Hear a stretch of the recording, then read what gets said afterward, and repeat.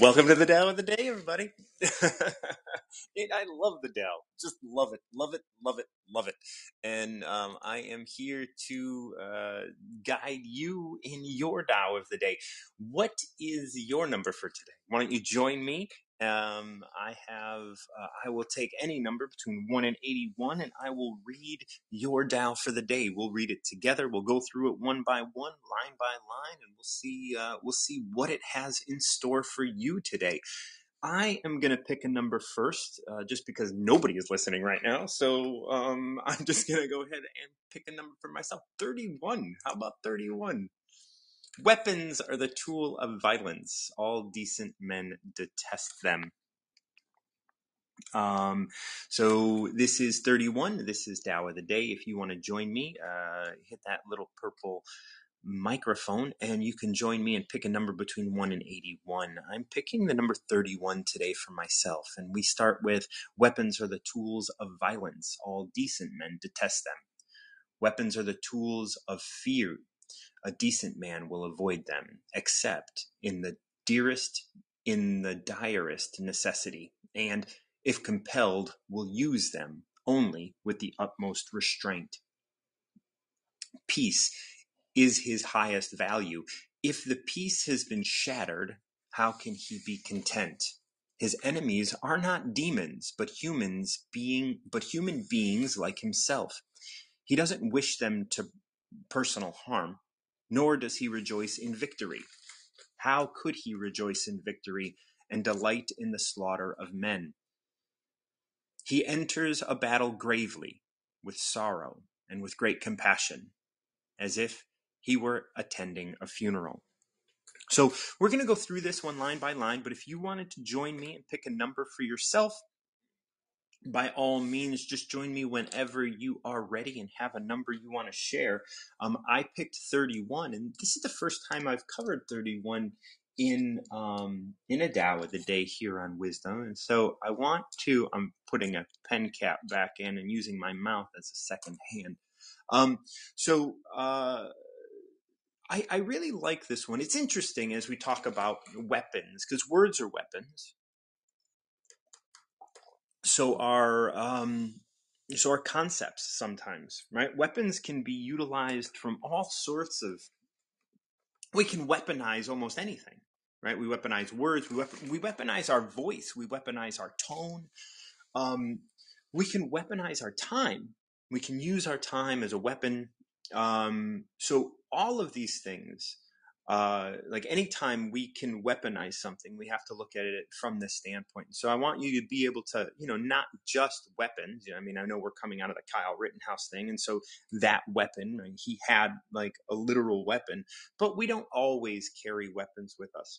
And we don't always use weapons. But when we weaponize something, when we weaponize our words, when we weaponize our time, when we weaponize our ideas or concepts in order to hurt others in different ways, right? When we weaponize our rules, we look at I'm a firm believer of what's the word I'm looking for? I'm a firm believer of harm reduction. And I think the war on drugs, right? Like the war on drugs is weaponizing of the law, right? Weaponizing and imprisoning women for getting abortions outside of Texas is weaponizing the law. Weapons are tools of violence. All decent men detest them. So if you are under the auspices of the Tao here, if you are a decent person, you would detest weaponizing anything. Weapons are tools of fear. A decent man will avoid them except in all direst necessity, and if compelled, will use them only with the utmost restraint. See, and this is where we get into problematic sort of areas, because what we are trying to do, we want to get to a place where we can only weaponize in the direst of necessity and only with the utmost restraint, right? Like, I don't think I think we weaponize things today way too quickly without as much restraint as maybe we can muster, right? We can definitely muster more restraint than we're showing we're able to at this day and age. Weapons are tools of fear, and yet we use the law.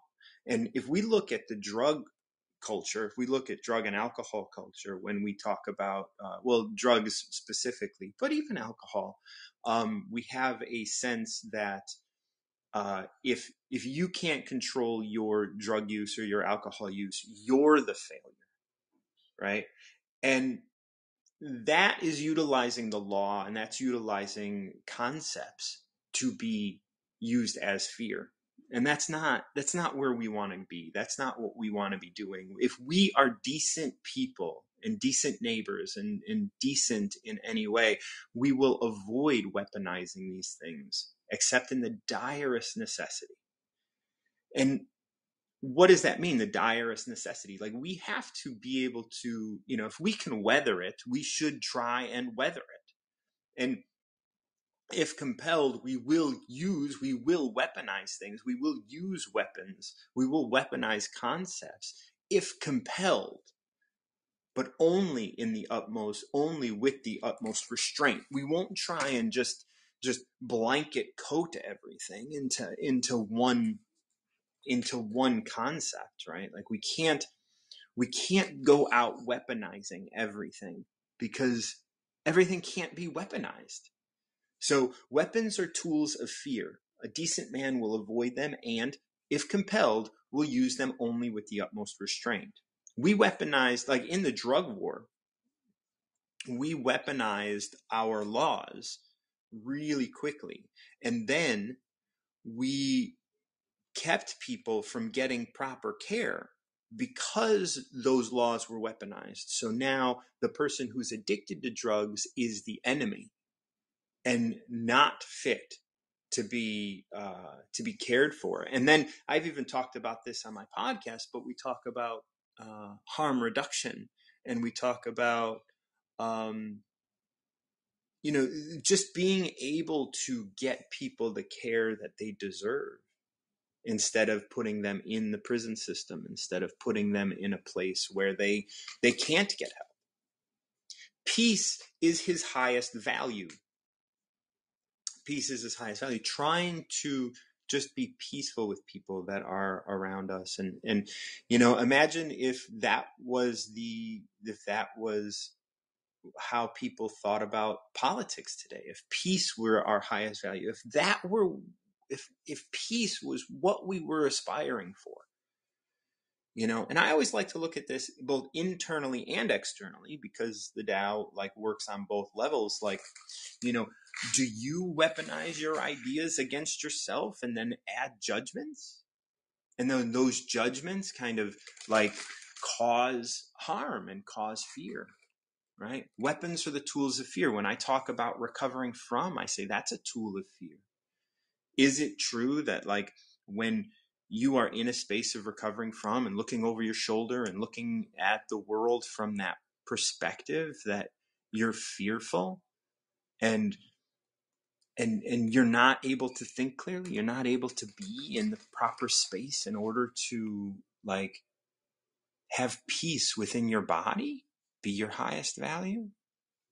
Imagine if peace within your perspective and within your perception was your highest value, the thing that you worked towards the most and spent the most time working with. Just that concept of being peaceful within yourself, rather than the judgment, right? Judgment is a weapon. You're weaponizing an idea, and that's a tool of fear. And a decent man will avoid them except in the direst of necessities. You don't have to judge yourself, and that's a great place to start. Peace can be your highest value. If when you enter into a conversation, when you enter into a story in your mind, you can say, is this bringing me towards peace? And if not, well, then you can adjust from there. You can say, oh, well, if it's not, how can I move closer to a space of being at peace? If the peace has been shattered, how can he be content? And that's the point here, right? The point here is like, you with yourself right now at this moment. I've been talking with someone that you'd be able to find here, Andy Scarantino, who talks a lot about this idea of live here now. Don't live in your past unless it's productive for you to do so for a time, like, for a moment you can express it. But you are here now. And that's what this is. Like, when I am utilizing my ideas and concepts as weapons to make myself afraid, peace is not my highest value. My highest value at that point is maybe self-deprecation or whatever, all of these sorts of things. But if peace has been shattered, how can I be content? And I have to recognize that. I have to recognize that for myself so that I can continue to grow in a way that puts peace at its highest value. If the peace has been shattered, how can I be content? How can the decent man be content? How can the decent person be content if we have shattered the peace? And the peace of mind, peace in the world around us. His enemies are not demons. Even those enemies within us, that my past that I want to live in so badly, right? That's not a demon. Like, they are human beings like myself, right? They are in existence, and they deserve love just as much as I do. I don't want to harm those. My enemies are not demons. You are not a demon. If I'm trying to get above you, or if I'm trying to get you to believe something, well, I have to recognize that you're a human being as well, and that I want to love you. I want to love my past, and I want to love who I am now, because peace is my highest value at all moments, right? Peace between you and I, peace between me and myself, peace between me and my culture, peace between me and the world. So every step of the way, I can ask myself, is this promoting my highest value? Is this promoting who I want to be? If you're just joining me, welcome to the Tao of the Day. If you have a number between 1 and 81 you want to share, and I would love to read you and walk through the Tao, your Tao for the day, one line at a time, so we can really break the Tao apart and understand how it relates. I would love to share that with you. So join me, hit that little purple microphone button, and join me here on Wisdom to learn more about your Tao of the Day. Just pick a number between 1 and 81 and we will read through it. So I'm reading 31 right now, and I will read it all through again, but I'm going to continue going through this line by line. His enemies are not demons, but humans like himself. So we've spoken about like the idea that peace being our highest value. And if peace is our highest value, then we have to be able to recognize that our enemies are not demons. And even, I had mentioned the idea that there is this concept that I've been talking with Andy Scarantino about, like living in my past. Like I have a past of drug addiction and alcohol, and I visit that quite a bit. And what she had denoted was that, I do that possibly to show myself how far I've come. But the thing is I'm right here right now. So where am I going? This is the difference between recovering from and recovering to in my concept. But it's a new way for me to look at it. So here, this 31 has been a really, great eye opener, because my enemies are not demons. They're humans like myself. And that's just like who I used to be. Right? It's not an enemy. It's not someone that I'm trying to say, oh, look, I'm no longer this. That is still in me. And I can recognize that. But I don't have to live there. I don't have to live where that person lived. I can be where I am right now. And I can be who I am right now. He doesn't wish them personal harm, nor does he rejoice in victory. This is really a great Tao, not only for what I'm going through, but for this whole concept of where the world is today. I think we rejoice in overcoming people too much. I think we want to be like, look, I proved my point.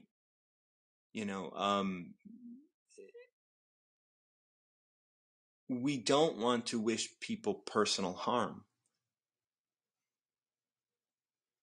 nor do we want to rejoice in victory. The idea of rejoicing in victory, especially when we are using weapons, especially when we are weaponizing, when we rejoice in, as we relate it to drug and alcohol, smuggling and the drug war, we might embrace capturing, some, hundreds of thousands of kilos of cocaine or drugs at the border. Great. Or capturing a fentanyl, like a fentanyl delivery. We might rejoice in that, but in that, there is a lot of pain that is caused. And we're causing pain to human beings, not only because, fentanyl is on the street, and yes, many people are dying of fentanyl, but there is pain associated on both sides, like the people who require the fentanyl, because they have addictions, and then on the other side, we have to be able to get everybody help, right? We have to be able to not weaponize our laws to just make people the demons. And that's what we do so often, right? The right demonizes the left demonizes the right, the good demonizes the bad demonizes the good, whatever, however we want to kind of look at it. It's always happening, right?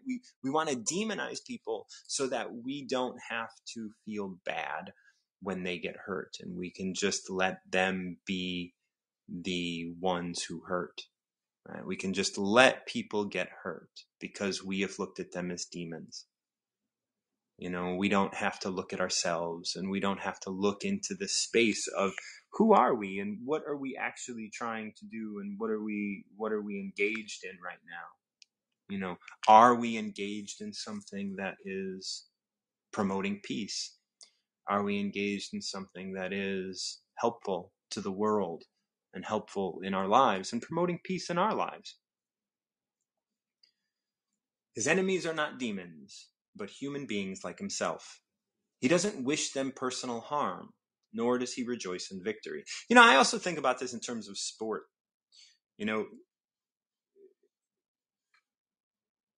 I like the idea that there's another Tao, that there's another chapter of the Tao that talks about the best athlete wants their opponent at their best. And I think today, many of us look at sport and say, oh, this person's injured. That's great. That gives us an opportunity to win, right? Their star player is injured. How great. But that's the thing, within the Tao, we want the best opponent we can muster because that tests us. But when it comes to, sport and winning, it's not always being the best, right? It's just being the winner. And the winner is more important than the growth. But in life and in the Tao, the growth is the important part. It is not the destination of the win or the red ribbon or the blue ribbon or whatever ribbon they give for first place, or the gold, right? Or the platinum, right? It's not about that. It's about just achieving the win. It's not about it. It has to, life has to be about the journey. Life has to be about the growth. And it's difficult. I think I spent, hours this past week just crying as I was examining and looking into who I was right now. And it was painful. And I don't know exactly what I was crying about all the time, but it needed to come out. I mean, I was, in front of the mirror and breaking down, and I didn't always know what was getting shifted, but something was shifting. And that doesn't mean that I was doing poorly. doesn't mean I was doing bad, or it doesn't mean I was stepping back on anything. It was just, it's part of the process.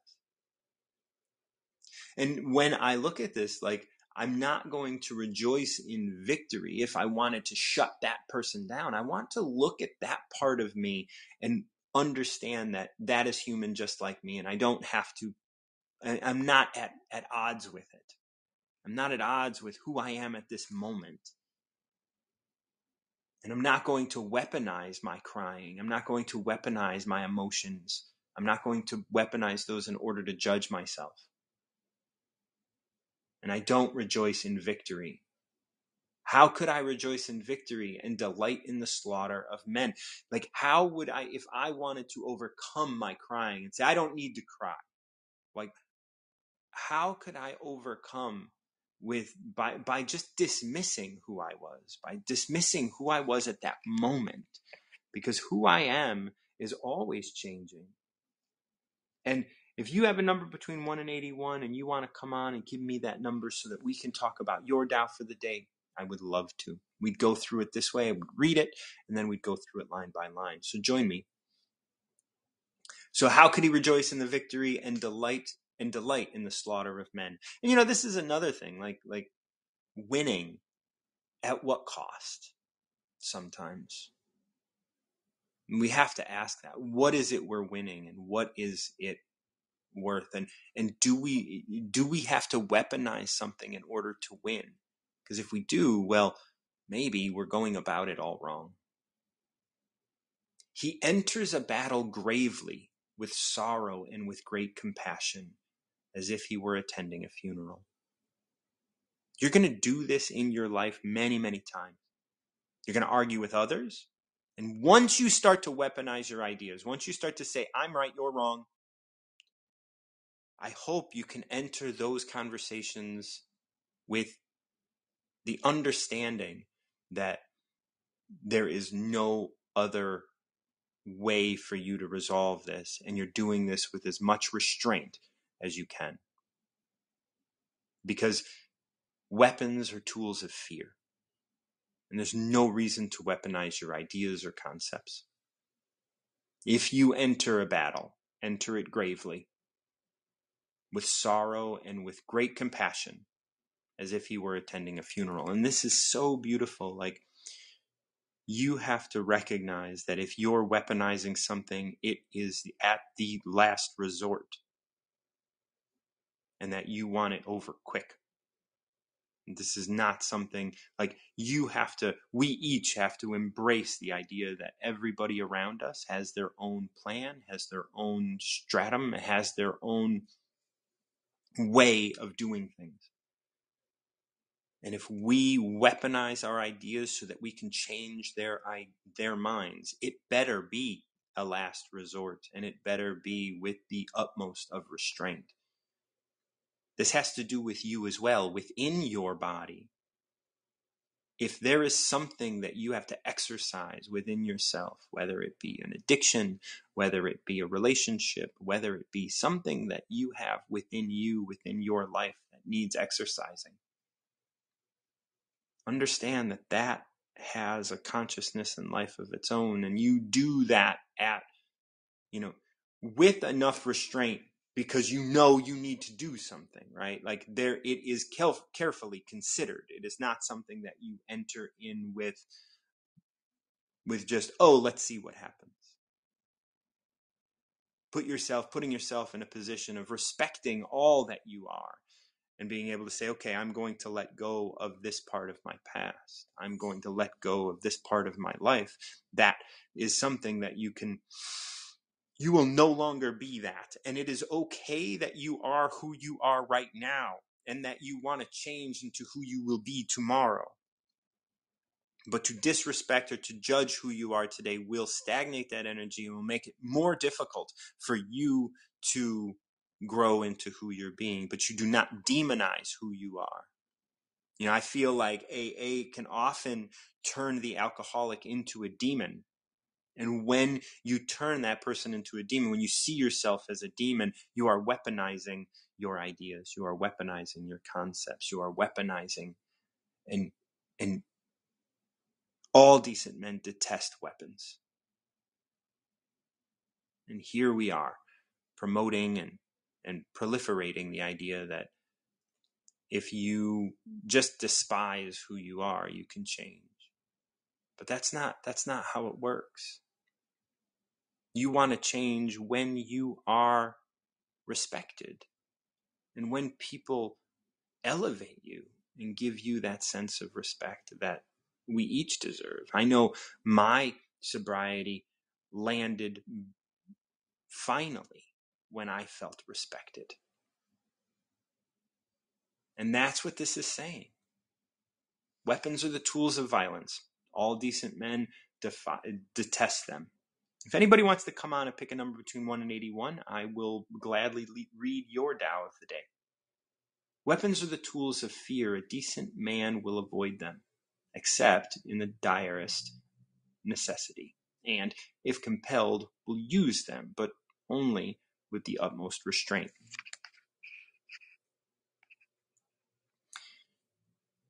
Yep. And we do have a guest. Good morning, Binder, how are you doing? I'm doing good, and you? I'm doing very well, very well. You have a good weekend? Yeah, it was good. What about yours? It was nice. I mean, I did, like I had a very emotional week last week, and I had a really great weekend, just sort of kind of growing from that. So it was good. Yeah, that's a good way to put it. Growing. Yeah, it's a journey always. Absolutely, it's a constant journey, and that's the beauty about the journey, right? Being on the journey. So. It is not about where we are going or how to measure where we've been, but where we are right now.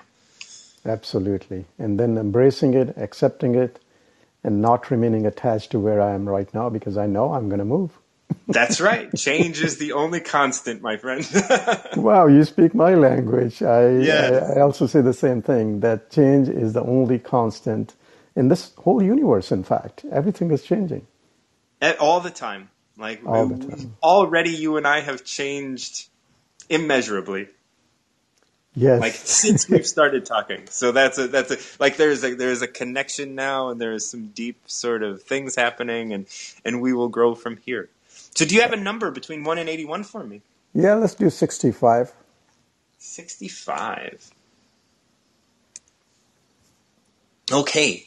The ancient masters didn't try to educate the people, but kindly taught them to not know.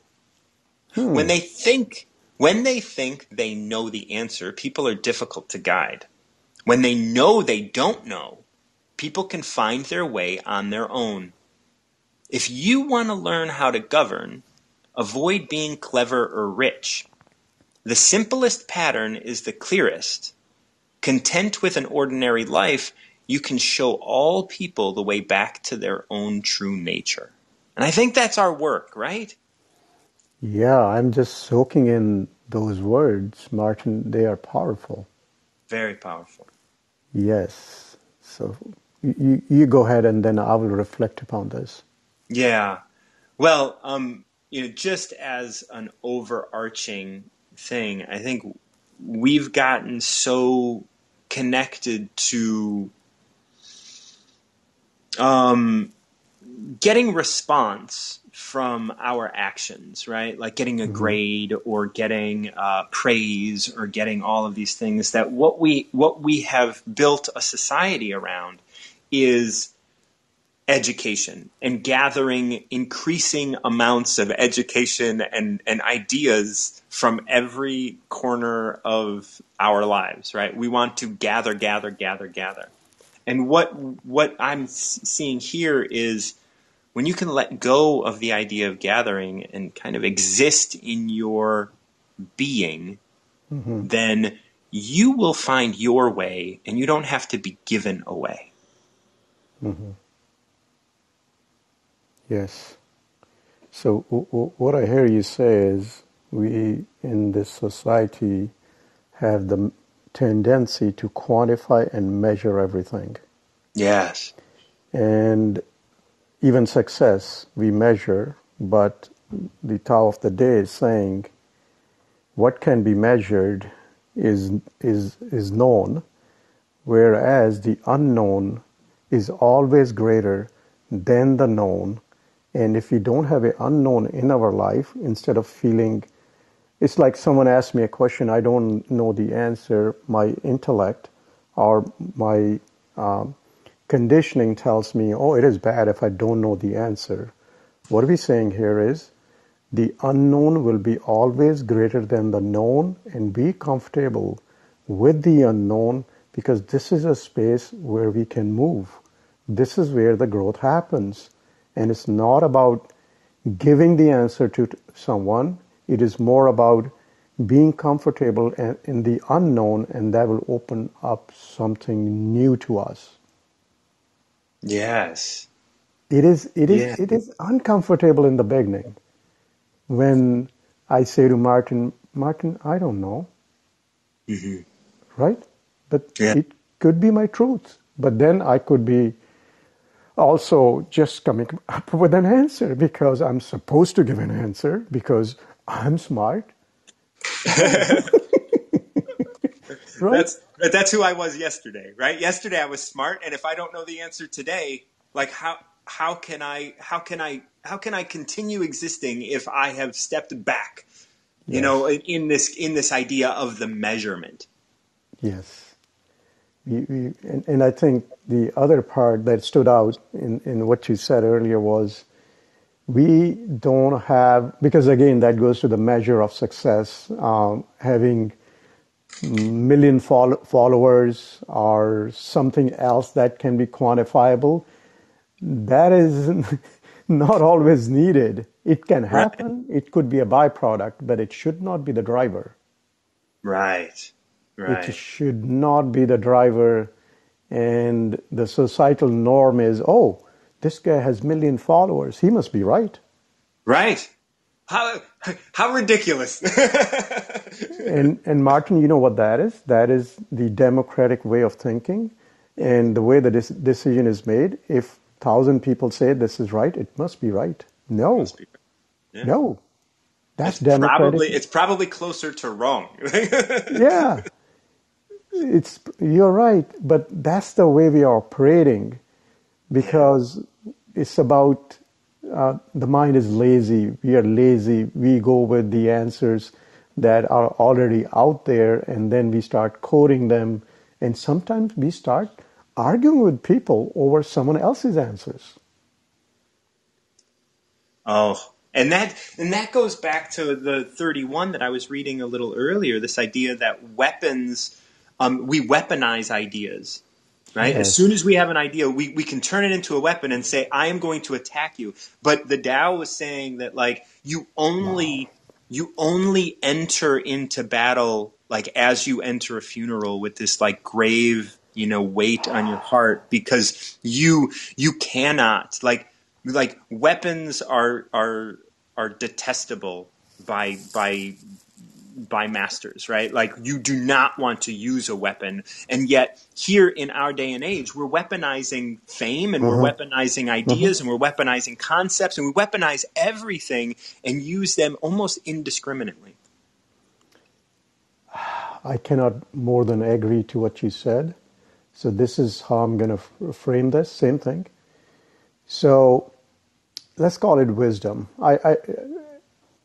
Wisdom is like a sword with two edges. Either Yeah. we can use this to cut someone else, means cut their ideas, cut their ideology, stop them midway in terms of what they're saying. And the second edge of this sword is what we're supposed to use. We're supposed to use this wisdom. I'm supposed to use this wisdom to cut my own flaws.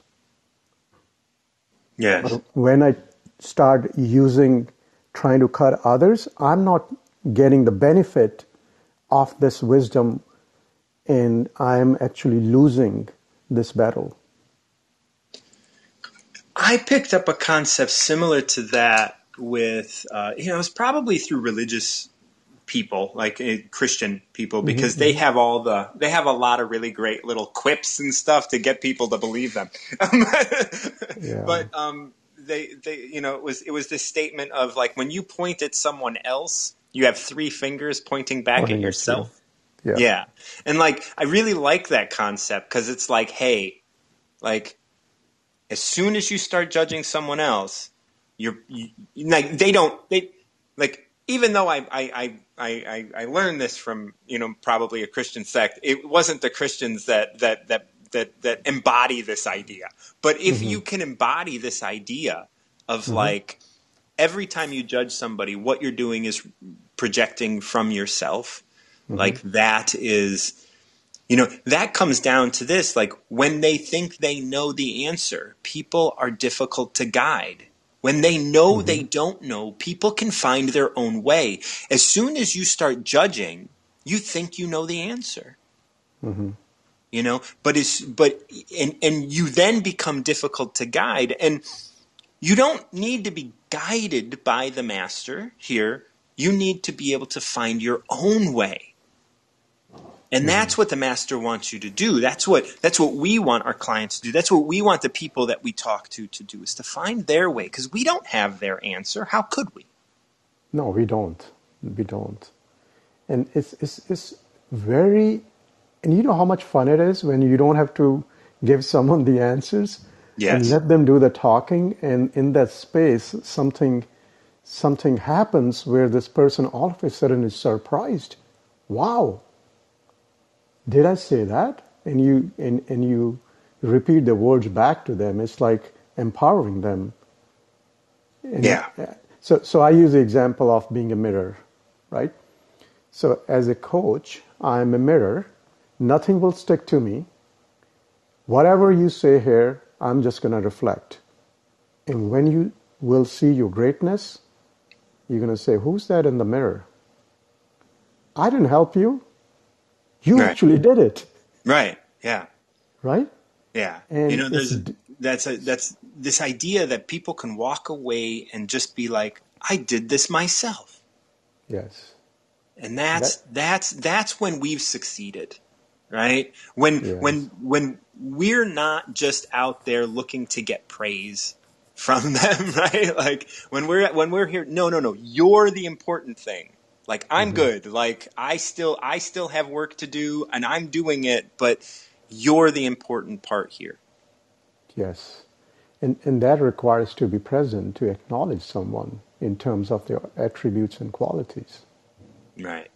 And then through you, they can see themselves. Yeah, I'm the mirror. Yeah. What you see is you. Sorry. Yeah. And every time they step up and see themselves in you, and every time they tell us it's us, we have to remind them where it's coming from. Yes. Like it's way too easy in our world to, have this cult of personality, have all of this, like, you want attention. It's really hard. Like, I have a testimonial page where people can offer testimonials for me all the time. Like, it's always live. But the thing is yes, I want testimonials, but I want my clients to walk away feeling like they did it. And so it's always a little tightrope walk that I make where I'm like, I like that my testimonials are sometimes vague, because they feel like they have done it and it wasn't me. And that's what I want. I want my client to know that they're the one guiding themselves. And that's why the work that I do is called Recover Yourself, because you're not recovering something from me. You're recovering something that you have always been. Correct. And that's like a mechanic. If you bring your car to me every day, I'm not a good mechanic. Right. You come here, I fix it, I'll give you certain tips. I don't really fix it, but just using the example. Right, of course. It's difficult. In fact, the way I see it, I gain more because I'm learning to be present without judgment. And essentially, I'm diminishing that self of me, which is my limited self or the ego self. I'm actually experiencing expansion, and I'm receiving something more beautiful. And that's what I personally feel, Martin, when that happens. And I'm receiving a lot more because I'm clearing up my mind. If my mind is not clear, it's not going to reflect. It'll be biased. Right. And so many of our helper community these days is so biased, in one way or another. I And know. I'm so grateful for you out here doing your work, because we need people just to step back and trust and have faith that the people that we're talking to know, because they do. The idea Yes. that they don't is coming from a place that is just ego driven. Yes. So I got 40 seconds, Martin. First off, I'm grateful to you for always coming up here every day and being you and providing this space and bringing the best out in other people. Mm. So Well, I acknowledge you for that. I am grateful as well, and for you and your contributions to wisdom and the world, and love. I'm loving your Instagram stuff.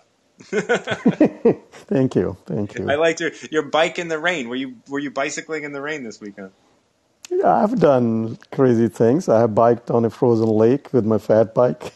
Oh wow, very nice. Well, you be careful out there. Is it Catherine? It is Catherine. My buddy Catherine is coming up, and we're gonna talk a little Tao of the day. Woohoo!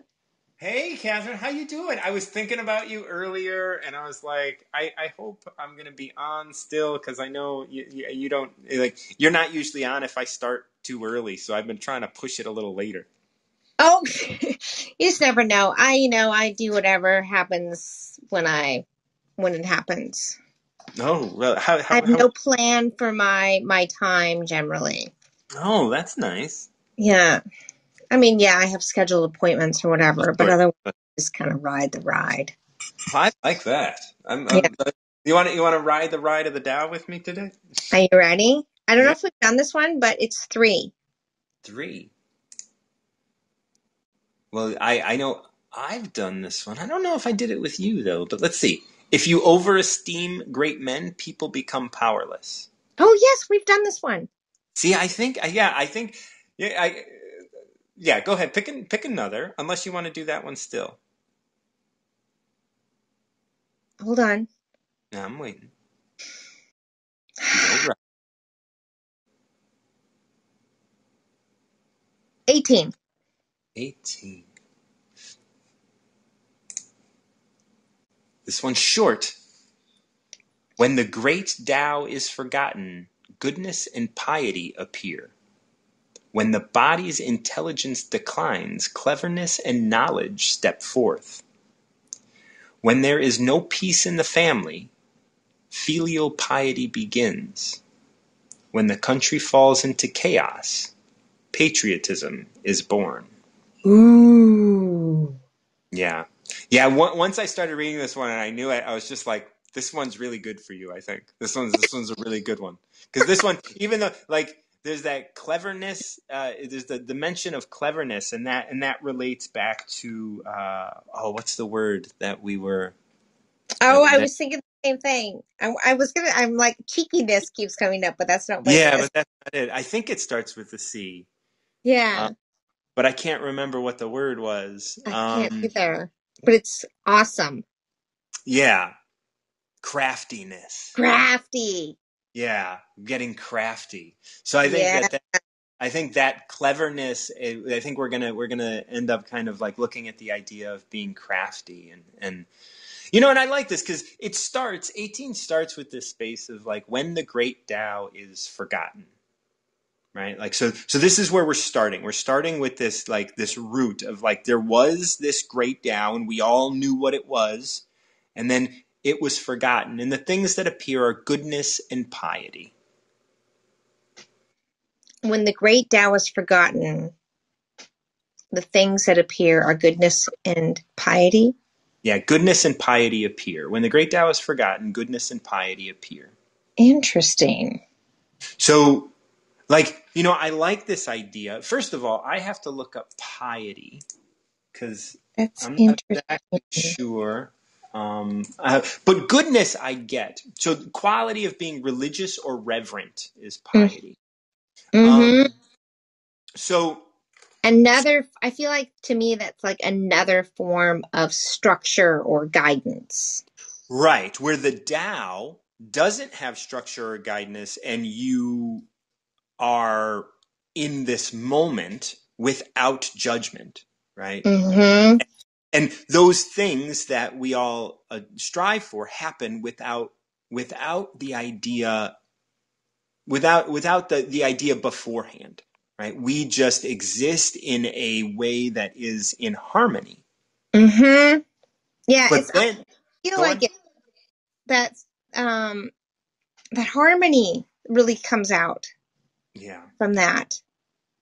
And that what happens is we somehow, it's like, the one person that brings gum to school and the teacher goes, well, if you don't have gum for everyone, it's one of those things like, well, now the rule's set. No gum's allowed into the room unless you have it for everybody. It's like the one person then creates rules for everybody when they're out of harmony is when that piety comes into place. That's when we start making rules because that one person broke whatever harmony we think it is.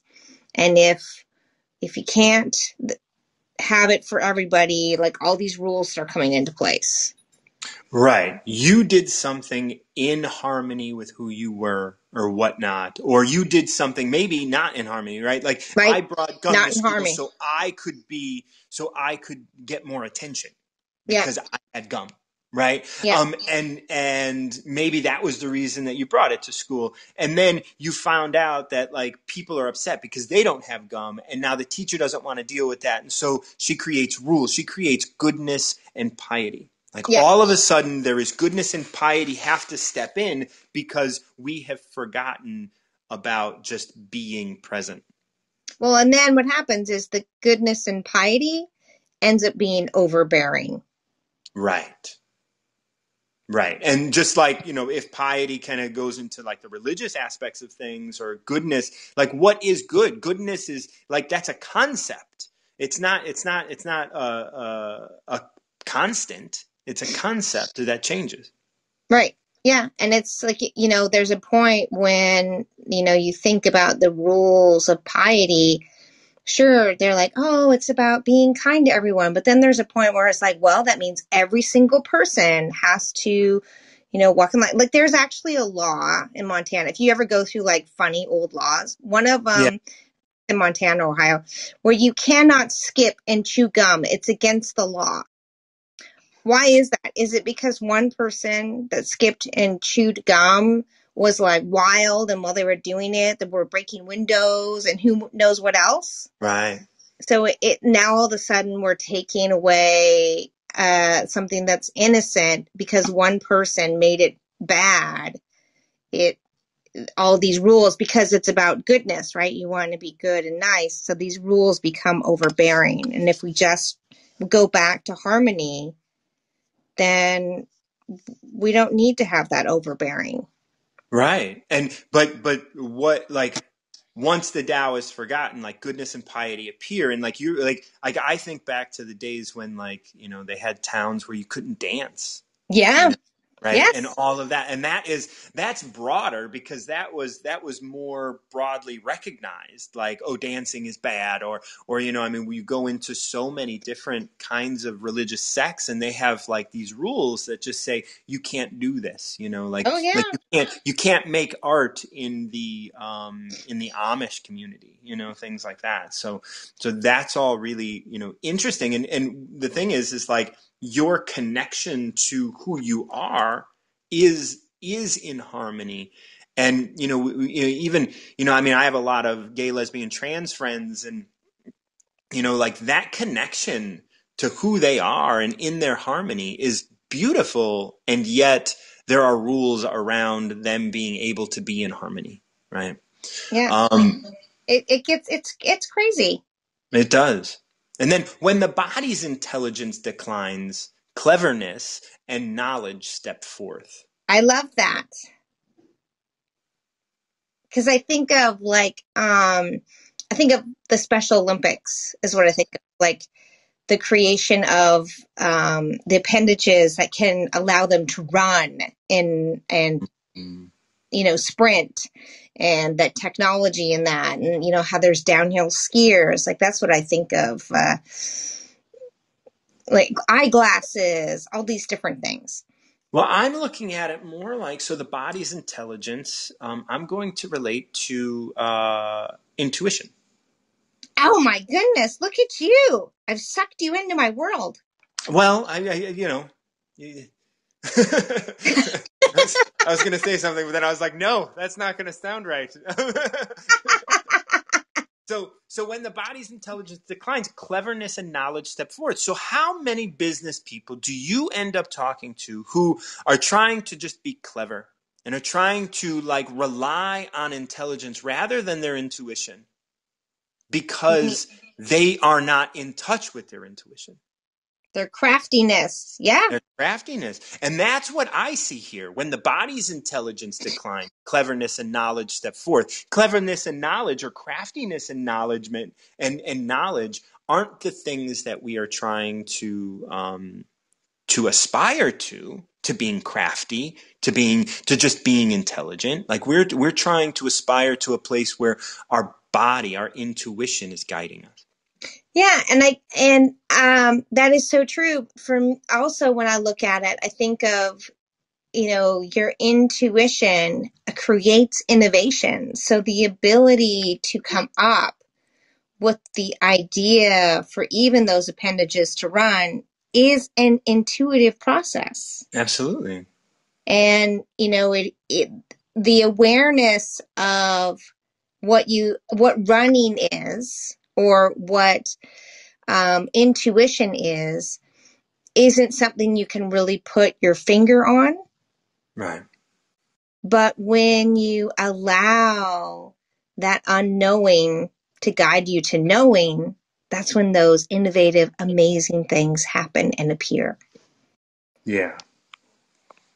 And then it continues, when there is no peace in the family, filial piety begins. And so filial piety is showing respect to your elders and your parents and that sort of thing. And so when there's no peace in the family, now we have rules around how we treat our family, right? There are more rules rather than a child being free to be a child and to be, to speak its own truth. Yeah, well, I'm not big on rules anyways, so I'm not going to like that either. Yeah, no.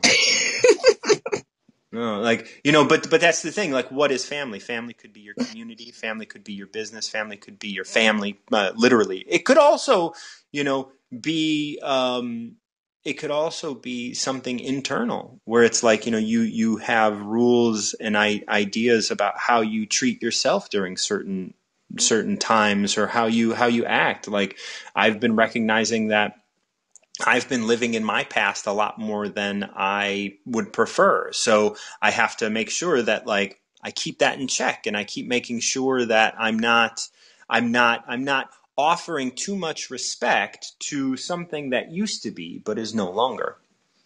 Driving, looking in the rearview mirror. I do it. I like it's things. It's things that I don't want to embrace, but like being able to break it down. And it's not like I do it a lot. Like I've done a lot of healing in my life, but I still have things I need to learn and still need to grow through. Yeah. It also, that perfectionism, I was talking with somebody yesterday about that perfectionism is a rule like that. Yeah. That this structure we force ourselves in, and often we look at the way some movies and things like that, they create this structure, and people create role models out of TV characters and things like that. That could be your family. It's this perceived notion of what you think things are or should be versus who you are. That's right. No rules. Just be a good person. Be more That's right. Like, in harmony. In harmony. I don't need a bunch of rules to tell me to be nice to you and to stop when the school bus is there, or, not to walk out of the store not paying. I know it's the right thing to do to behave that way. Right. And we can do that in harmony. We don't have to have all of these heavy rules on everything. Right. Yeah. And here, when in the final line of this, and if anybody has a number between 1 and 81, you join me. We got another minute, but as we go through this last line, when the country falls into chaos, patriotism is born. I mean, enough said, really. Enough said, right? Like, you don't need patriotism when you just love yourself and your surroundings. Because you're in harmony. You're in harmony. Yeah. I was looking down as you were reading, and because my puppy dog joined us, I was petting him. I looked up, and it was 111 on my thing. 111. Yeah. Where are you that it's 111? No, I mean like my timer. Oh, your time. Oh, that's. I've been seeing 444 all yesterday and today so far. So we're held by the angels, my love. I know. I'm getting 11s and 13s. This is awesome. Yeah, connecting with you is always great. We'll do it again probably later today or tomorrow. Sounds good. Mwah! Have a beautiful day. Food. Love you. Love you. Bye-bye. Bye.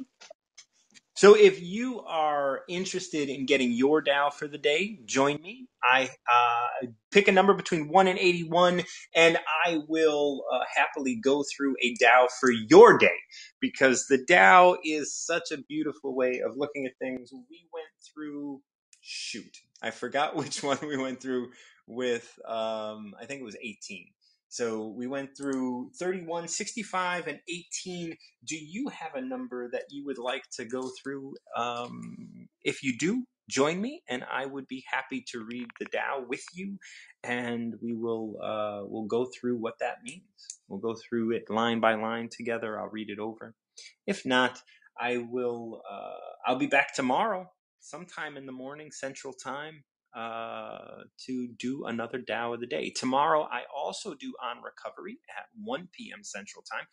And that is all about some aspect of recovery. And I don't know exactly what it will be, but it's always a pleasure to join you and talk about recovery on Tuesdays.